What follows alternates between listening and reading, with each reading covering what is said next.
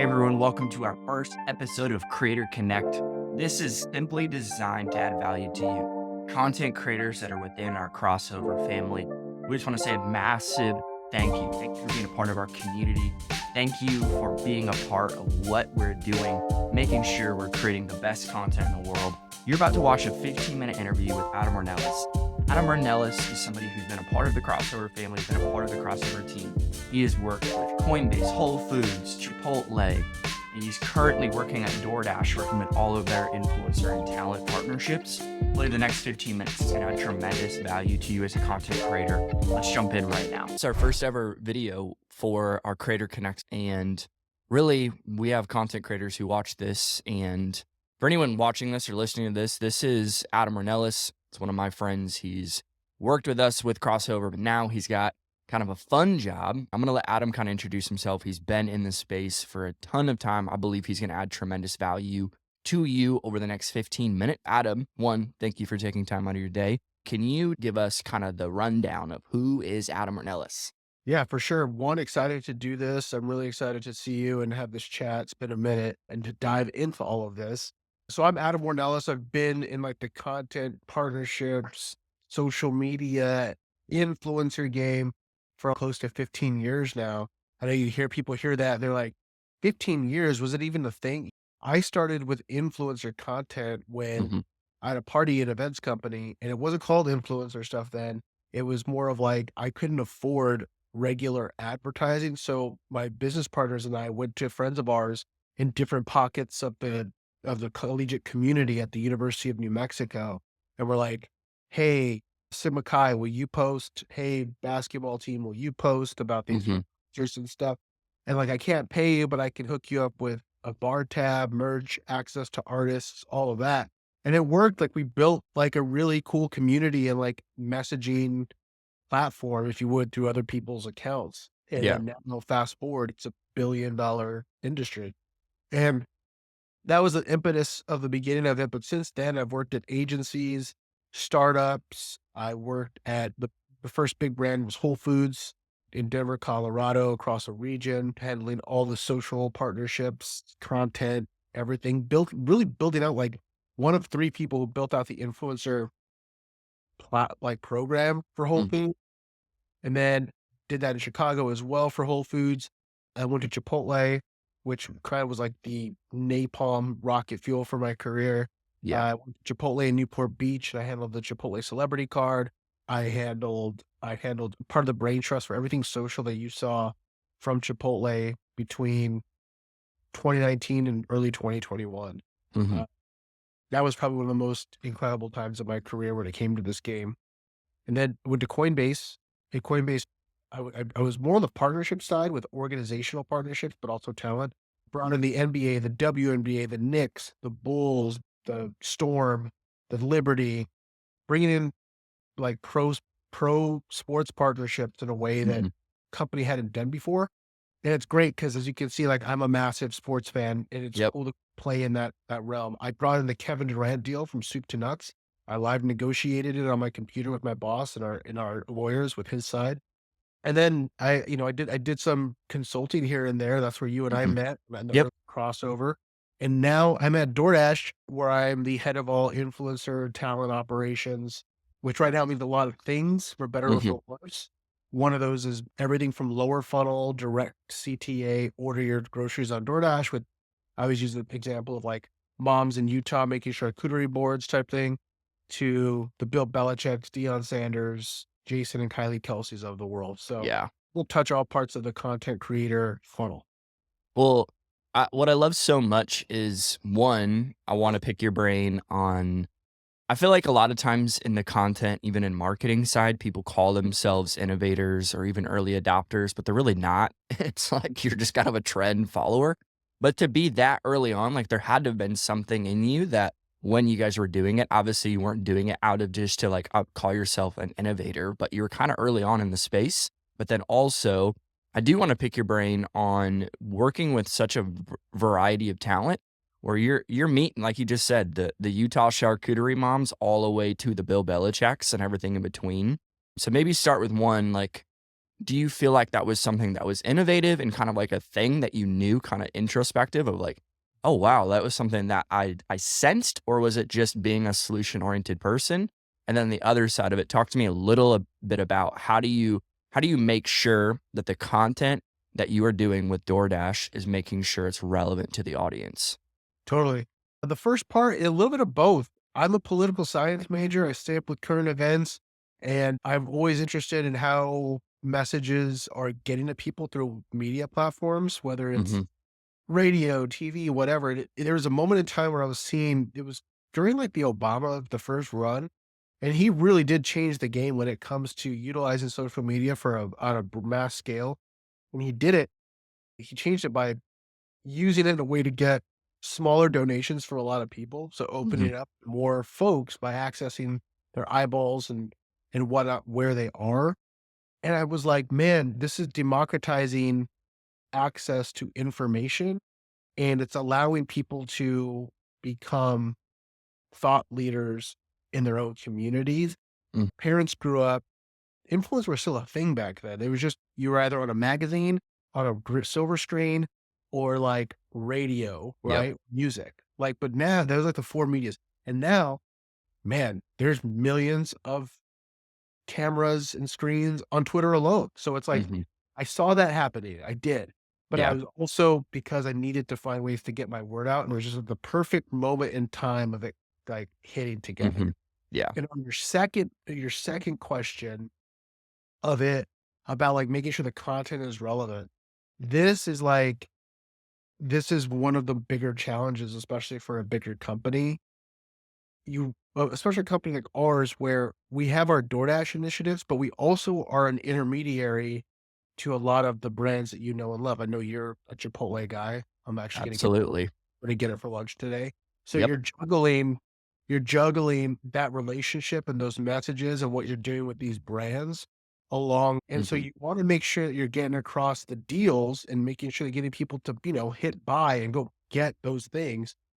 But at the same time, you've got to make good content. And Yeah. it's probably one of the trickier, this one in Coinbase was probably the trickier ones of having to dial in culturally relevant content and show up in a way that the way that I always measure it is obviously the analytics and engagement, everything that shows if it works. But Mhm. I want to see my friends in my different group chats sending like, yeah, this is cool. This is great. You see this? Like yesterday, the NBA tipped off, and there was some really great work that popped off. There was one with Anthony Edwards, when he took a lie detector test. Like that's in my head. If it moves the cultural needle, if it starts to pop off, and you just kind Mhm. of kind of a gut feeling too. So a bit wordy answer, but that's really kind of Yeah. like that's where it is right now. No, I love it, and even to double down, I think there's something in that where, obviously, we have a rich, diverse group of influencers going from somebody with 10,000 followers all the way to 4,000,000. For you, 1, what are you seeing right now that is working? But then also, what do you feel like in 2025, it's a couple nuggets as they're watching this video that they could say, "I'm gonna apply this to" maybe not even just my content, but maybe the way I'm strategizing my brand or even the way I'm thinking about myself as an influencer or a content creator. Yeah, I've seen. Okay, one thing I try to tell creators, talent, everything. People, as you can imagine, people see DoorDash and they see dollar bills above my head. And Mhm. they're like, I want to get my client wants a partnership. Oh, my client wants a partnership. Yeah, they want a paycheck, which I get. Yeah. And you can tell who's in it for the money and kind of who's not. One thing I always tell agents and managers and even talent themselves, like, dude, if you're using us, tag us in your stories. Like, don't think that you're giving up value. Think of Mhm. it as a way of like putting your hand up and saying you're interested. Before we get married, quote unquote, we got to date a little bit. I got to know that you like us. I Mhm. can't ask for money for a ring right away. Like I Right. need you to show me. That's what we did at Chipotle, and it worked incredibly because then by like telling people, man, I'm gonna get Chipotle today, or here's my bag, my order, get it after the workout through DoorDash. People start to like, "Oh, that's cool." It's not an ad, he's just doing it. He or she. Yep. And if that's a build this kind of brand thread partnership thing, Mhm. and then I can go to team members, powers that be, and be like, "Look, this person is a legitimate fan of ours and let's explore stuff with them. Yeah. I think that's a huge thing is letting brands that you wanna work with, Hmm. you like them and do it in a Yeah. way that, like, it makes sense to you. Don't be like, Saratoga water brought to you," like, making Right. sure it's legitimate because that's the kind of the best partnerships. I think I also believe in, like, always be pitching in a way where creators can come to me and say, "Hey, here's what's coming down the pipeline in my life, in my brands and my products. Hmm. We get you involved. Like, what does this look like? Hey, this makes sense. Not so much this. Let's explore this." Like, I'm a one-man show right now, and I can't be everywhere at Yeah. all times. I need to know what people are doing to fit in those moments. Hmm. That's a big one. I think you're gonna see a lot more brands leaning into more niche markets, interests, and also to not being afraid to be edgier, Hmm. but the consumers are savvy now to where the point is like, if you're working with a comedian and they're making jokes about X, Y, and Z, we know that your brand isn't necessarily condoning that or You're like right. is like taking that seriously. You Hmm. know that like Shane Gillis has a ginormous following and Right. that he resonates with your market. The data is there and you're Hmm. going to let him do his thing. And I Yeah. think that's a huge thing. And also building with creators, you're not the now, the new, the next. Like we're constantly rolling out features and it's matching new features to creators, like, when the time makes sense. How Hmm. do we operate with, you know, Jason Kelsey and his wife around this feature for holiday? Or what does this make sense? How do we build something together that's beyond the post? Yeah. Yeah, no, 100%. I think there's so much in that, right? Like there is a reality to the longevity of people's, because to be honest, inside my brain, I'm like, it's work, like messaging brands and talking to Yeah. brands and like don't feel bad about having a mediator in that. Like Adam, you have friends who are agents. Like that stuff is great for people who need it. And for you, last couple things here as we wrap up.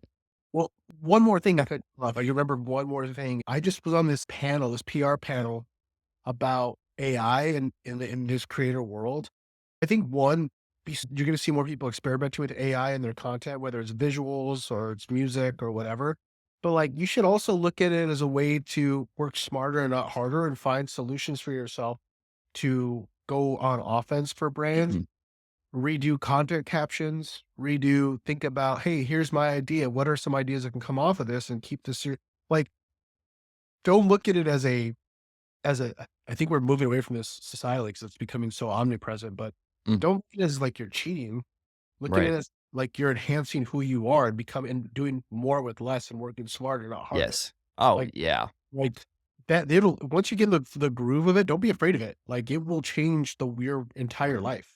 Yes. Well, think about, this is kind of funny, kind of a dumb illustration, but like in second grade, I remember I couldn't use a calculator because they wanted me to show my work. Yeah. And I'm like, it's a calculator though. Like it's there to help me, not to, like, I still could figure out the problem, sure. Now it's like, yeah, there's so many great tools and softwares and video editors. And like it's like you said, work smarter, not harder. It's like imagine there probably were people who were like afraid of Google, right? Yeah. And now imagine not using Google at all. Gonna make yourself extinct on your own. So Yes. I think lean into new technologies. Be Yes. very open and transparent when you do, and it's consumer facing, Mhm. but explore. It's only gonna make you a better creative. Yes, 100%. Well, Adam, give me one or two hot takes on content and content creators as we wrap up. Mm, Give me some. Old hot takes. God, there's a lot of monotonous crap out there. Like Mhm. I see it all the time on my For You page and on TikTok, like a day in the life. Like it's not that interesting all the time. Right. Like everyone has a day in the life. I'm not saying don't do that at all, but if your content is just, I'm a lifestyle content. Okay, everyone can be a lifestyle content creator. All right. Like I want to see like what is your thing? What are you Mhm. passionate about besides going to yoga in the morning and Yes. like getting coffee and like just get my aesthetic. Like, let me tell you, that's a dime a dozen. And it's Mhm. almost like a living relic of the early days of Instagram. Like, no, it just, I'm over that. Man, I think also we're all a little bit guilty of cringe watching people into popularity. So, Mhm. like, there's 2 examples here. One of them, I'm like, I actually kinda love his content, the Rizzler. The Oh, Rizzler yeah. the Rizzler's content, the thing is he can't grow up. The Rizzler is cool because he's small. If he Mhm. grows up, it takes it away, right? Yeah. So, like, we have to keep the Rizzler like a 12-year-old little but then, Right. like, I cringe watch the Costco guys, and I Yep. can't stand them. I'm like, "I can't do this." But I'm, No. like, still watching 'cause it hurts me, but I'm giving them eyeball. Damn it. So, like, Yes. we're all guilty of cringe watching people Mhm. into stardom, Yes. without doing that. So, I don't Yes. so much as hot takes as observations, but Those are great. There's a book called The Power of Moments, and what's funny is it explains the concept. It's actually not as relevant as you think, but there's a part of it, the story where he shares it's really not creating a moment or creating a story taking your friends bowling. It's not that cool. What is cool is you running down the aisle and hitting your head on the pins. That's gonna leave a mark on someone's brain, and that's what you just said to me is, man, your content, like, sure, do what you gotta do. A lifestyle is still there. People are intrigued by you for sure. But if you actually want to grow and to separate yourself, be the person, not literally runs down the aisle and hit your head on a bowling yeah. pins, but do something that separates yourself. Do you agree? Yeah, I completely be unapologetically yourself. Yeah. Like, the people who be catapulted into the next tiers and stratospheres of the content game Mhm. are people who are authentically themselves. Not everyone needs to be well liked on the internet. Goes to my cringe watch, right? Right. Like, but like not everybody needs to be like the hero. We need villains on the internet. Yeah. Right. Like It's because it's Logan, entertainment. Logan Paul and Jake Paul have made millions upon millions of dollars out of it. So, Mhm. like, be yourself. It sounds so like no duh, but Yeah. that is why people like people. It's very good. Yes. Well, Adam, thank you so much for being on our very first For sure. Creator Connect. I'm excited to have you back when the Yankees win the World Series. Uh, Wow. How dare you? all right, Uh, man. Well, thank you again. yeah, dude, this is super exciting. Good luck to everybody out there in their respective content niches, and best of luck with this.